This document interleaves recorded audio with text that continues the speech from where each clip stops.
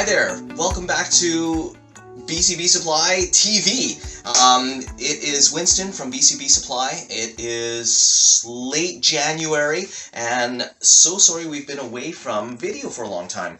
This feels like the first video of, in the last 3 months probably, because we've been busy with Christmas and whatnot, and got this year off to a roaring start. But we're back with video. We hope to have a lot of beekeeping instruction. But today we're going to talk about mason bees and what one does with their mason bee houses, and we're trying to get cocoons harvested and then placed out before springtime this year. So what we're going to show you today is what a mason bee cocoon looks like, and here is a result of a mason bee cocoon hatching out. So this is last year's crop. This little box, we put a whole bunch of cocoons in, and as you can see by all these partial cocoons, mason bees have actually hatched out in March, April, and May, and have come out of their little hatch out area, which is kept very dark, and they've come out, they've mated, and in theory, they return back to where your house is. And we've got different styles of houses here. I'm going to show you the tubes in just a moment. We've got different pieces that actually come apart. Let me show you this castle. We call this one the castle. This one has about 100 different holes in trays that come apart and make things really easy to harvest.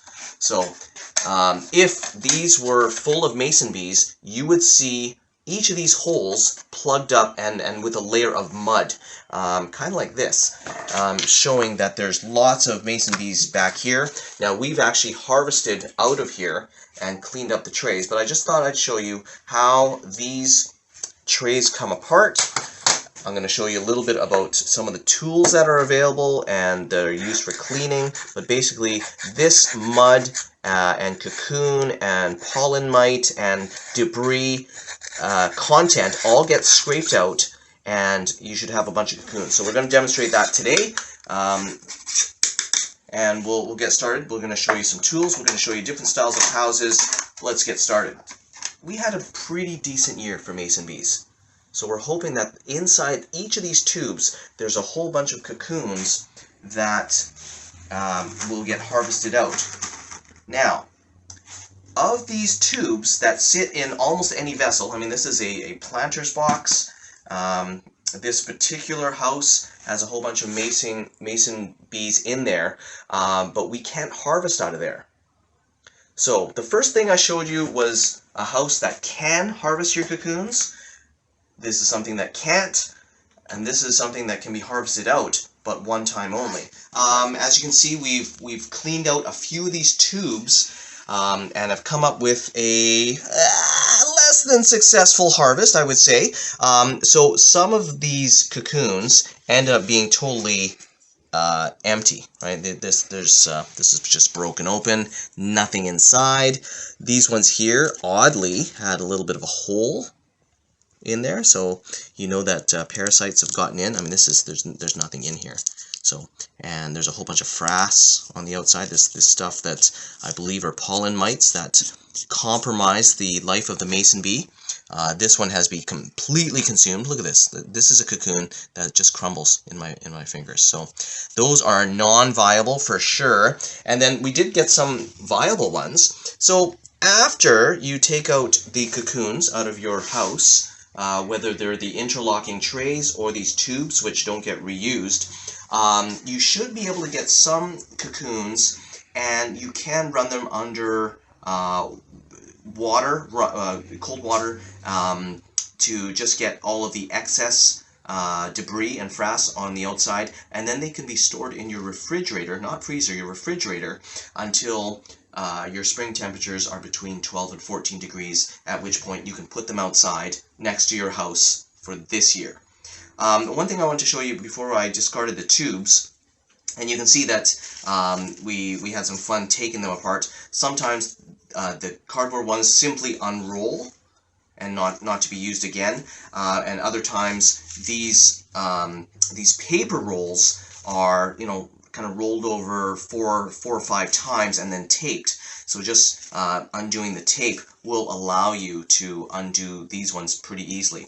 What I want to show you on some of these differences is the length of the tubes. Now, in general, we found that the mason bees prefer, you get a better harvest when you use longer tubes. So we try to get the ones that are 5 to 7 inches as opposed to the ones that are about 2/3 the size. The reason is mason bees tend to like it right at the back where it's darkest, and then most of the females get laid at the back where it's dark, and then if the hole is shallow, you'll get most of the males. And I'm going to show you some of the houses that have been used in the past.